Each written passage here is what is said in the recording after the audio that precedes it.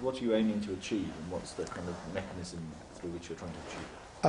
I have learned not to be too ambitious in what I'm going to do in one session, but what I would like to illustrate is the process of working with a client. In this case, this is a person who is not really my client. This is someone who is an ex-client of an associate of mine who's also an Adlerian, who was willing to do this. It was not easy to find somebody willing to honestly bare their soul a bit. She seemed to me to be a good candidate because there were sibling issues. So what were those issues for her then, just briefly? Briefly, she's the youngest of 7. And as the youngest of 7, she started out apparently as somewhat typical, the baby of the family, and everybody making a fuss and buying things for her, and making life sweet and wonderful for her.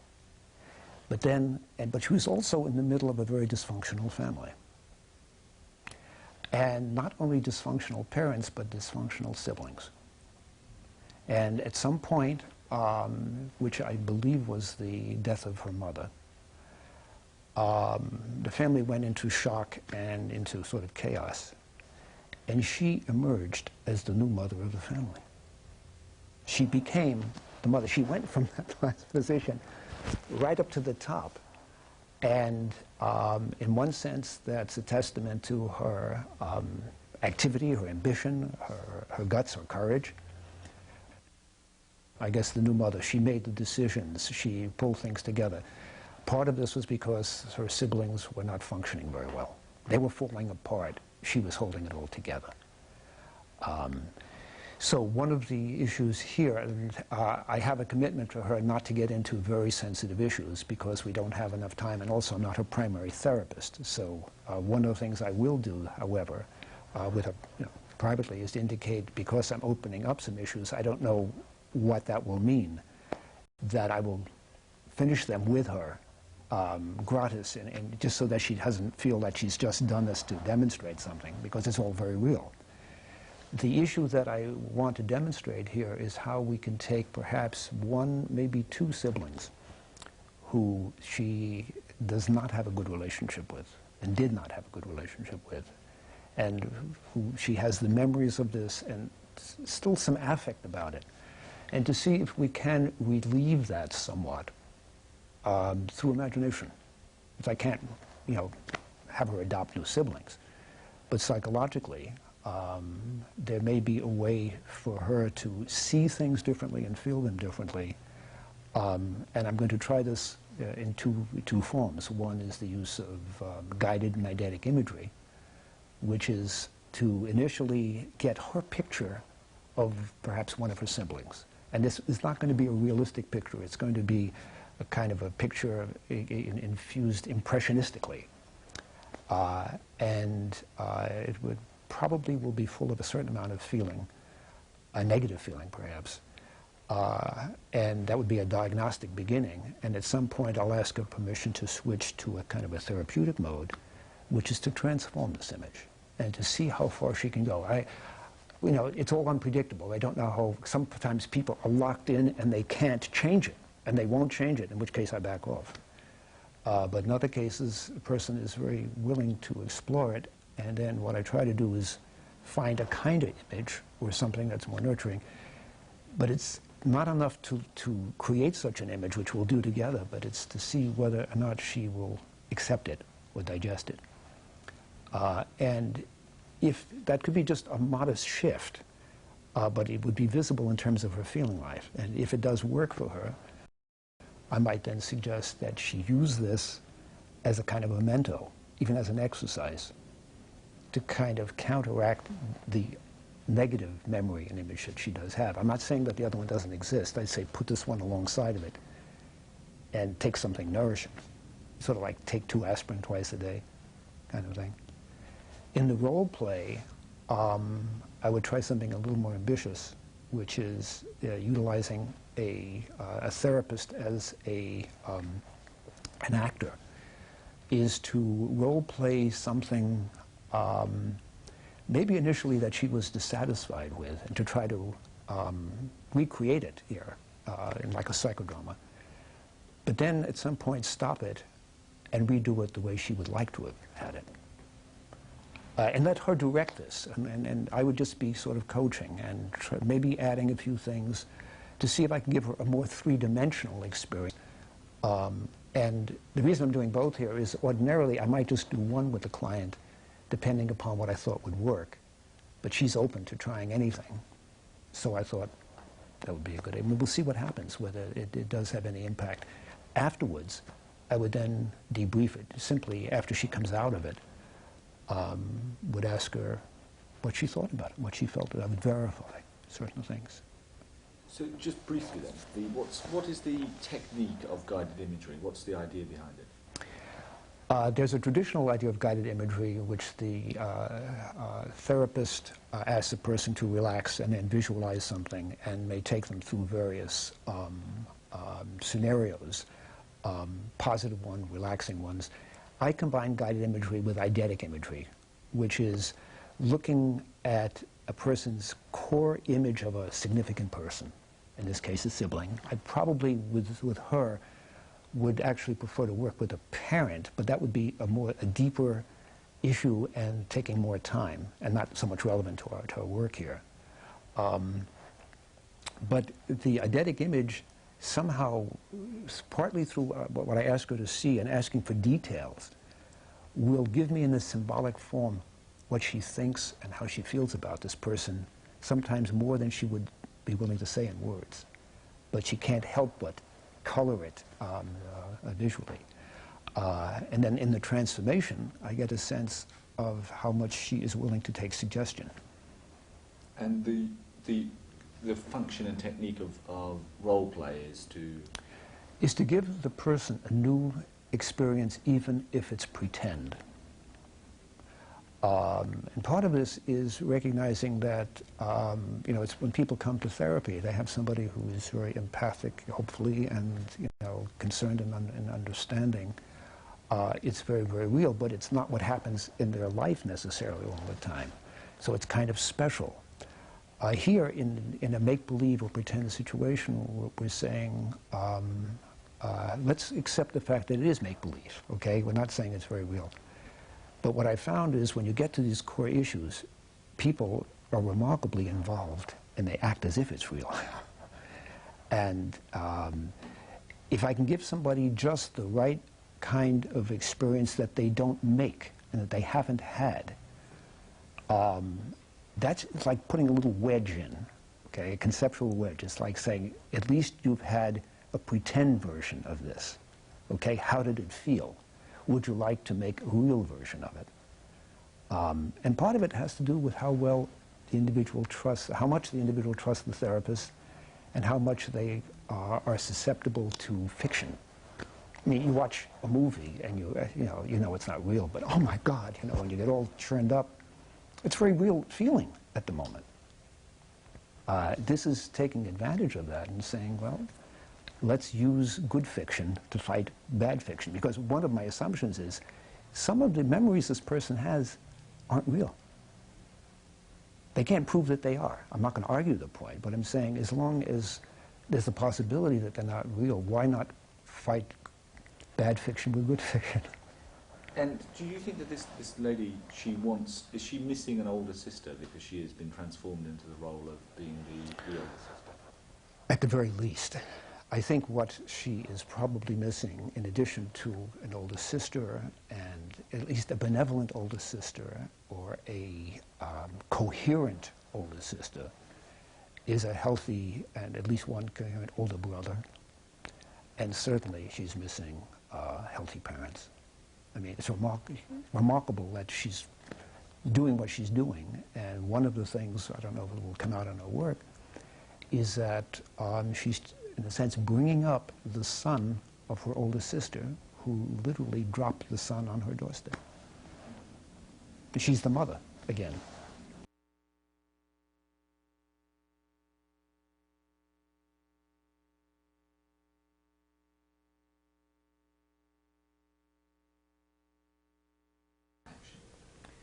Jennifer, the first thing we're going to do is what I call guided and eidetic imagery. What I'm going to do is ask you to get a picture in your mind of one of your family members, probably one of your siblings, and then ask you to describe it to me, and then I'll ask you some more detailed questions. I'll ask you to close your eyes and get that picture, and then describe what you see in response to my questions. And after we go through that a bit, we may start changing it. Okay? Sure. Okay, first I'd like to make sure you are physically comfortable. Would you get yourself physically comfortable? Please close your eyes. You okay closing your eyes? Yes. Okay. And I'd like you to first get an image of one of your siblings. In this case, let's use one of your brothers. Okay? You're smiling already. Do you have a picture already? Try to get it as clear as possible and try to get a picture of the details of the face that you see.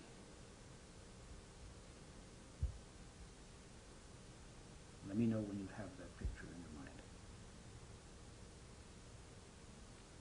Okay. Okay?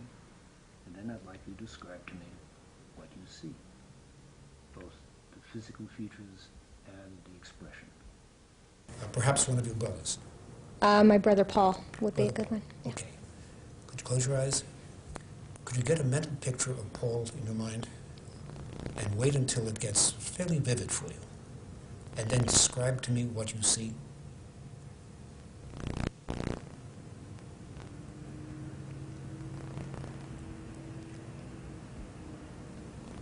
Mostly his face, okay? He's got a beard, and he's got his hair's grown out a little bit in the back, curly hair, but he's going bald on top. Okay. He's got brown eyes and red cheeks.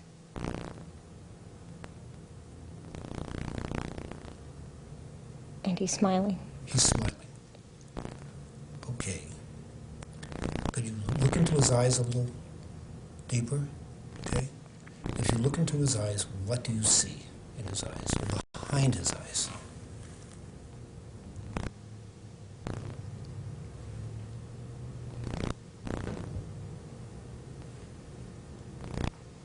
Fear. Fear. Can you guess what it is a fear of?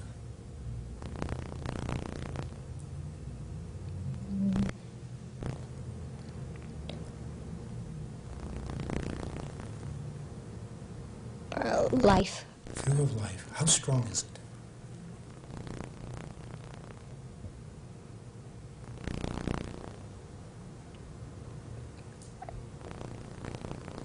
I can't say how strong it Can't is. say. Okay. Go back to, you said he was smiling a little bit.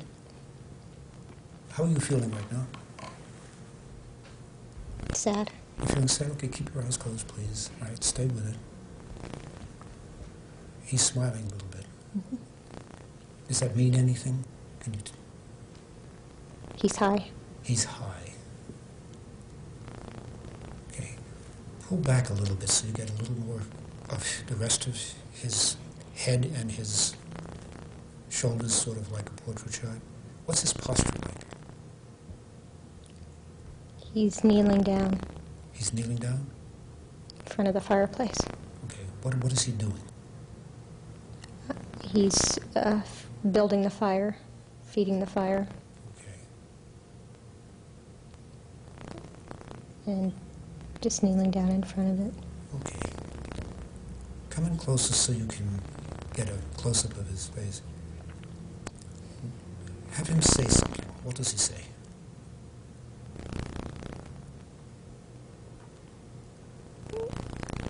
He makes a joke or he teases me. How does he tease you? He makes fun of the jeans that I'm wearing. Makes fun of your jeans. What does he say?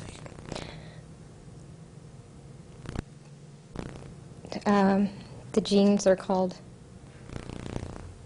chemin de fers. Mm-hmm.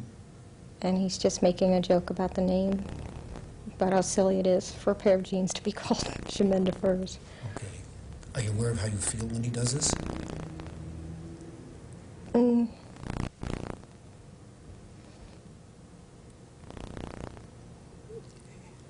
I don't feel bad. I think I just say, shut up or something like that.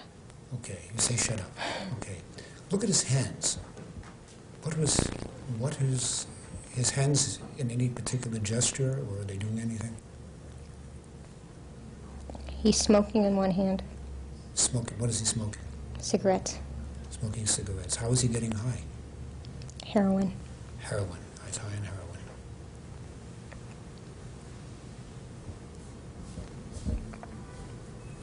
And his hands are shaking. And he what? His hands are shaking. His hands are shaking. How do you feel when you're looking at this right now? I just feel sad for him. You still feel sad for him. Do you want to say anything to him?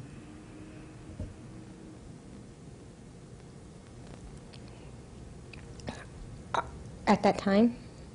Right now, as you're looking at him right now, do you want to say anything right now with this image? I want him to stop doing drugs. Okay. What would you say to him? Stop using drugs, quit destroying yourself, quit destroying the family. Okay. What does he answer you? He can't. He can't.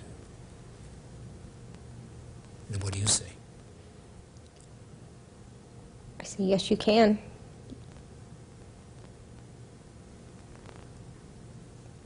And he'll ask me how. Okay. What are you feeling now?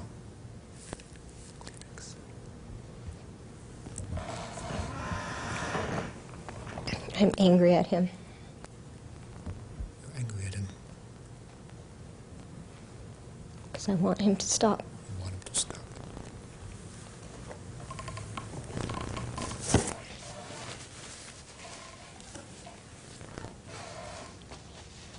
I'm going to ask you to do something a little unusual now, okay? And this is kind of make-believe, all right? I'm going to ask you to be able to get closer and closer to his head and go and look inside his head, as if you could, okay? Like you're inside his brain. You have a magic way of doing that. What would you see?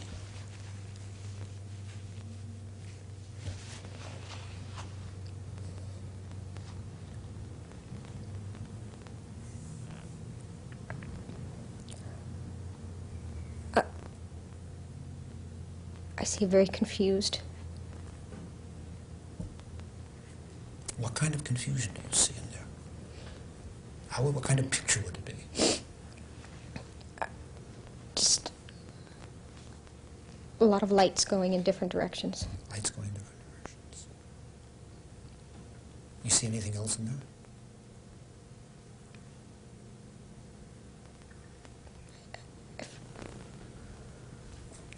No. How old is he in this picture? 28, 29. 28, 29. Okay, let's try to make him a little younger. Can you transform him in your mind? Okay? Shrink him down to any age you want. Pick an age. When he was 18. 18. Does he look different? Mm-hmm. He looks very young and clean cut. He had just come home. He was in the military. He looks young and clean cut. And he looks very handsome. He looks handsome. How does it feel to look at that picture?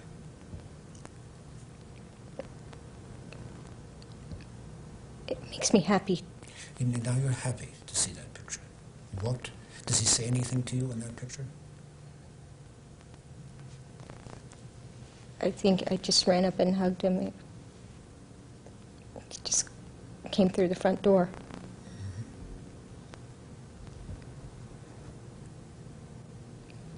What would you say to him? I said, "Hi, Polly." Hi, Polly.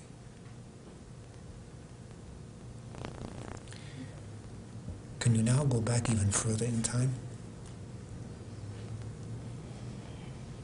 Make him younger? A couple years. A couple of years. Maybe. How old would he be now?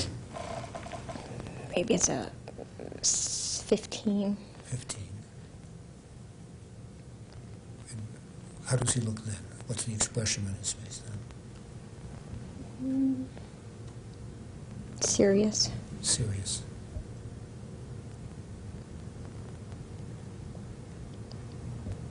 Okay, now I'm going to ask you to do something else, and this may be a little hard, okay? Make him an old man. Is that hard? A little. That's okay. It's okay. Make him an old man.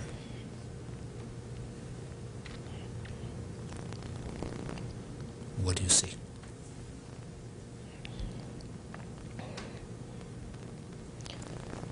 He's bald and very slight, not very big. Kind of hunched over.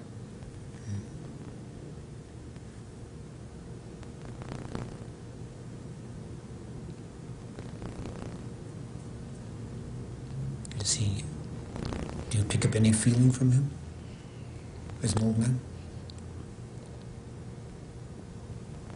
Just unhappy. He's unhappy. Okay. And how do you feel looking at that?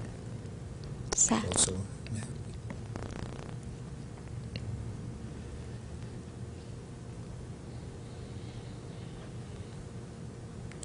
Now we're going to do something magical, okay? Pick any of these ages that you would like to change in him.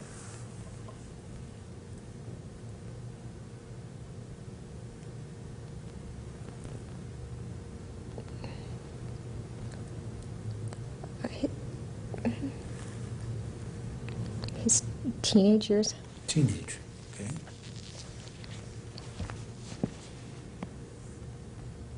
Go back to the teenage picture you had of him. Can you get that in your mind?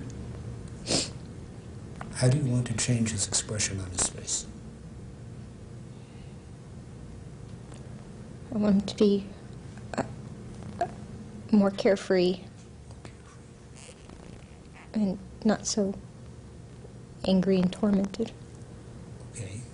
Can you picture that? And can you make that happen gradually in your mind from what he was to what you want him to be?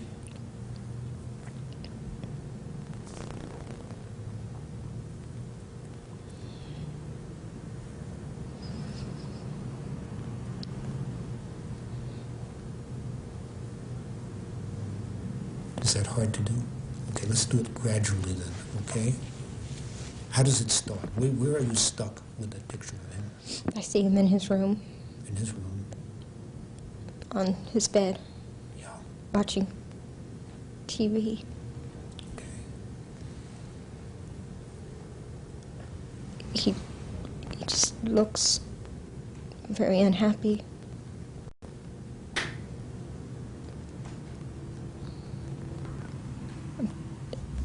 I can't imagine him smiling. You can't imagine him smiling. Not at all.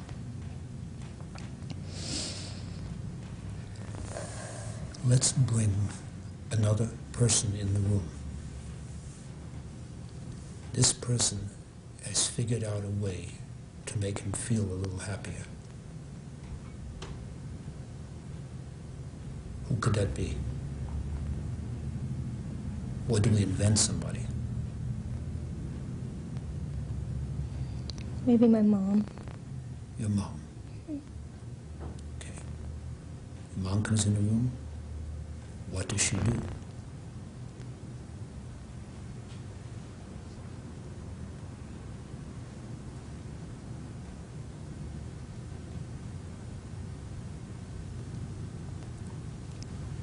She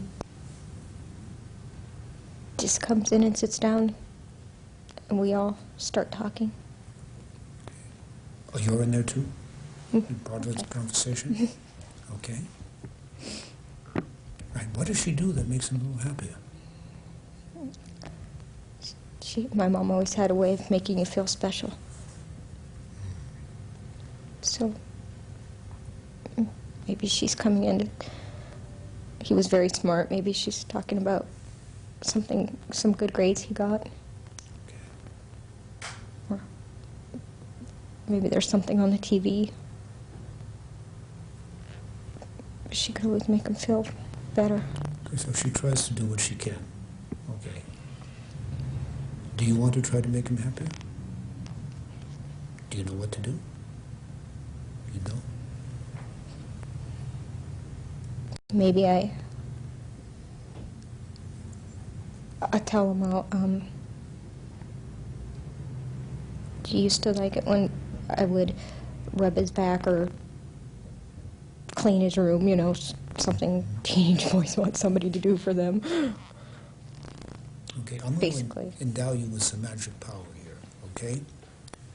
Power is you're going to be able to see into his head and find out, into his heart, and find out what he needs, what he really needs.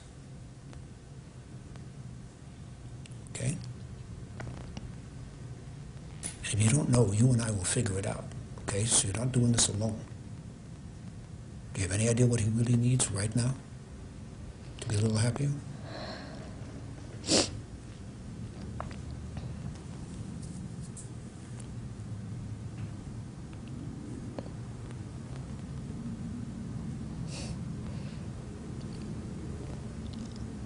I don't know how to... You don't know. Okay, let's try.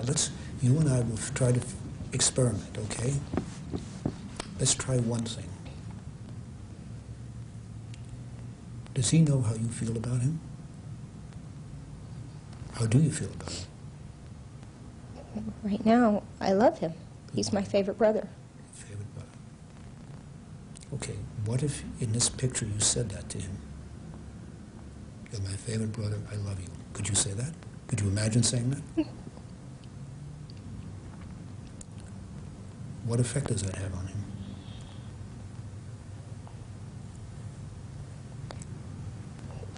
He would smile. He would smile a little bit. Okay, Would. then, okay, let's do a little bit more then.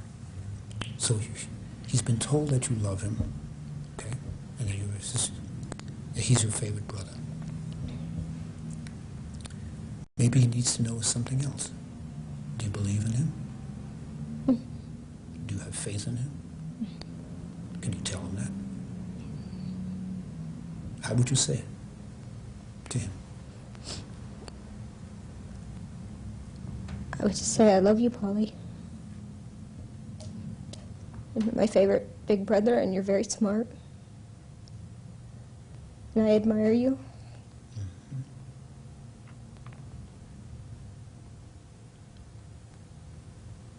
And I like to be with him. Okay.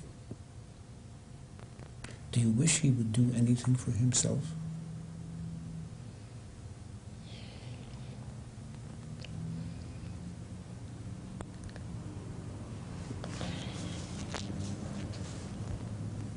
I don't know what that would be.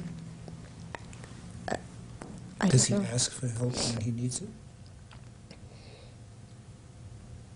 No. He doesn't. Maybe, is it possible that he should be encouraged to ask for help when he needs it? Would you put it in your own words? To tell him that he needs to ask for help? Suggest to him, yes. How would you say it to him? I would just say, it's not easy to ask for help, but you might need to talk to somebody. Find out what's going on with you. Okay. Could he be a little skeptical of that? Yeah. You think so? Mm-hmm. Okay. Then maybe he needs some reassurance. Do you believe that that would help? Yourself? I'm sorry. Do you believe that talking to somebody would help you? That if you were in trouble, that you need... Okay. Maybe you need some reassurance that it can help if he's skeptical. Could you reassure him?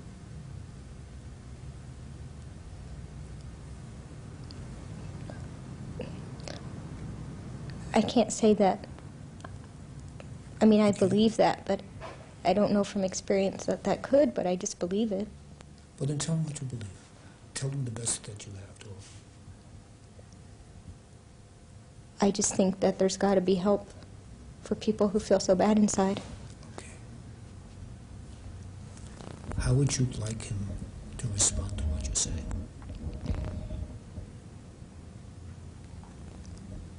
I would like him to say that he'll try to do something for himself. Okay, then imagine he says that to you. How would he put it?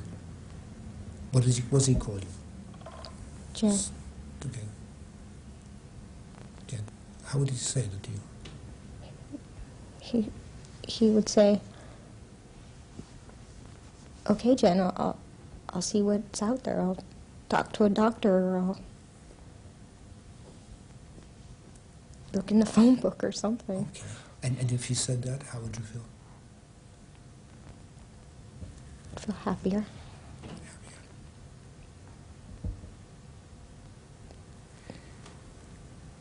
Is there anything else you would want to say to him in this picture that we're doing right now?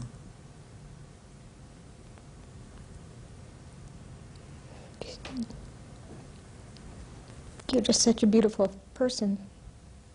Why are you destroying yourself? Please stop. That's what you say to him. And what does he say to you?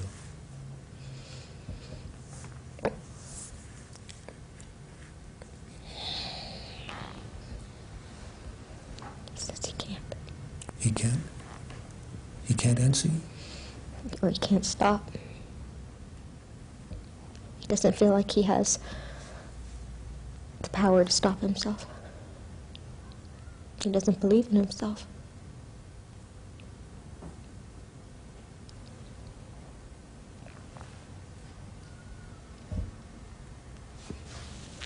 Can you give him that belief? Can anybody give it to him? I tried. I think he has to find it within himself. Do you feel anything else beside sadness about this? Anger. Okay. Have you expressed your anger to him? How would you No. express it to him? If you knew it wouldn't hurt him, what would you say to him? And how would you say it to him?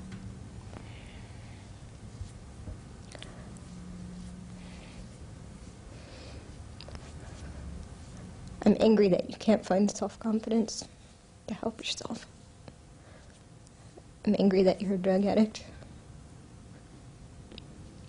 I'm angry that you're not my big brother anymore.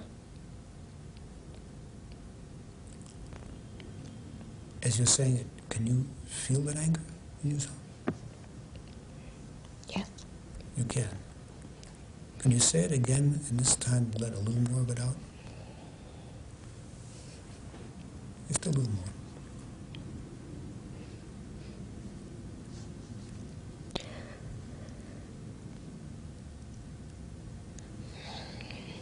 That's hard. I know it's hard.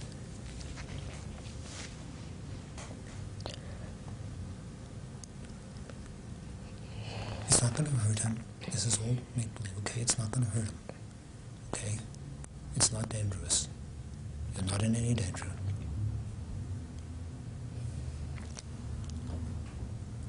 I'm angry at you for being a drug addict, and I want you to stop, and I want you to get some help. Okay. I'm going to add something to this picture. Can I add something? Mm-hmm. Okay. I'm going to replay that a little bit without you having to do it. And I'm going to make you much more forceful. Okay? Not hurtful, but just forceful. Okay? In this replay of it, you really shock him. Okay? You don't scare him, but you just shock him. And he looks at you. This is my fantasy, okay? Right. And he looks at you, and he thinks, geez, nobody's ever talked to me that way before. People have been angry, but not in that same way. And he feels a mixture of your love and your sadness and your anger. And he thinks, maybe I'll do something about it. He doesn't say yes, maybe. Can you believe that could happen? Not that it did, but that it could happen. That you can shock somebody into a realization? Yes. How are you feeling right now? Sad. Sad. It's hard for me to get real angry. It's hard for you to get angry. Well, you think you got angry enough just now, okay? But you know, sometimes being angry can be very positive, very helpful. Because you need that energy to get through to somebody.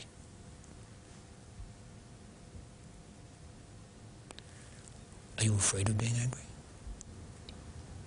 Yes. Why? Because there was a lot of anger in my house. Yeah.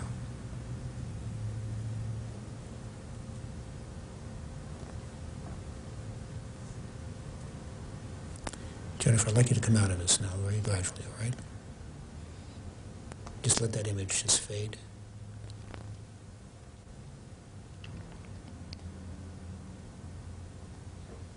Is it gone? It is. Do you want to let go of it right now, or do you want to just... It's all right? It's okay. Okay. Can I tell you something about anger? Can I open my eyes? Hmm? Can I open my eyes? Open your eyes, please. Yeah. The anger in your household is not the same as your anger. Your anger is different. It's different than your brother's anger, than your mother's, and than your father's. Your anger could be a lot healthier than any of theirs. Anger isn't all negative and nasty. You went through a lot of hell. I know. But anger can be loving. Why you smile? Because nobody's ever said that to me before, first of all.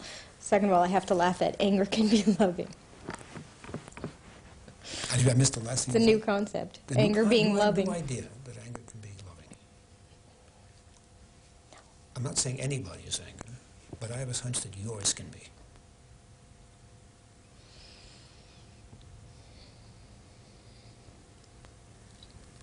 You see, you felt kind of helpless with your brother, didn't you? Yes. And part of feeling helpless is you really don't have a sense of your own strength. Okay? And especially if you can't be yourself.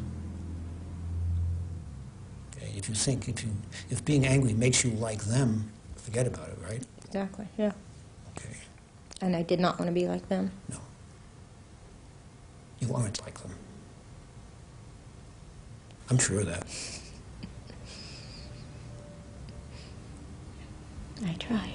Which means your anger is different than theirs. And if it has a good purpose, it may be very justified. I have a sense that you are not really very nasty or abusive with people. No. Mm-mm. Even if you're angry. Mm-hmm. So your anger is not going to hurt anybody. It'll wake them up. Perhaps. Takes a time for it. If I'm angry, it takes me time to release it. It's always controlled anger. It's never unleashed. What I'd like to leave you with, Jennifer, is the idea, and this is a fantasy, but I think maybe it's a slightly encouraging fantasy, that you might have had a slightly different impact on your brother. Like you couldn't have saved him necessarily, but you might have had a slightly different impact if you were not afraid of your own anger. If you had confidence that yours was a loving that you could reach him, you could connect with him.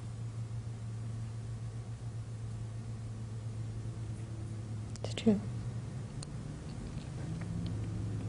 Could you get a mental picture of just a moment of your brother going, you're like, oh, of just getting through to him? That you could, even if it's not, that you could do this with a person who was just, going down the tubes, and they would just suddenly look up at you and go, oh. Just like, a few minutes ago you said, oh, that's a new idea. You see, I could do that with you. You could do that with somebody else.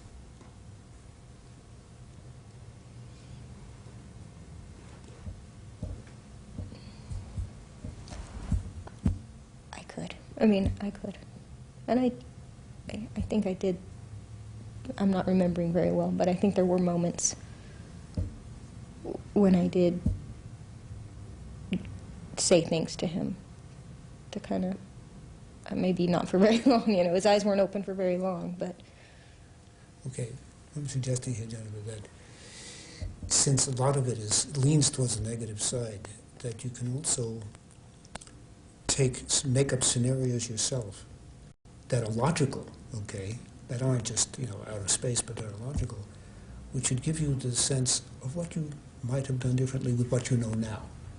Back then you only knew a certain amount, right? But you know more now. Mm-hmm. In a sense, you can go back and redo it. Like, if I had a second chance, I'd do it differently. Mm-hmm. And it might have had a different result. Is that enough for right now? Okay. Any questions about this? No. Okay. Thank you.